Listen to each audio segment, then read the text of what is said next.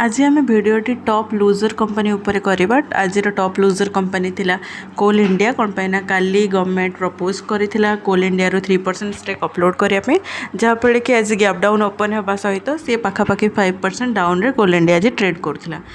तो एबे प्रश्न उठे कि इन्वेस्टर मैंने कौन करेंगे। बहुत सारा एनालिस्ट मैंने कहते कि कोल इंडिया वैल्यू जो कम मिली से होल्ड करा उचित से आहरी से बाइंग अपॉर्चुनिटी से मिल जाऊँगी।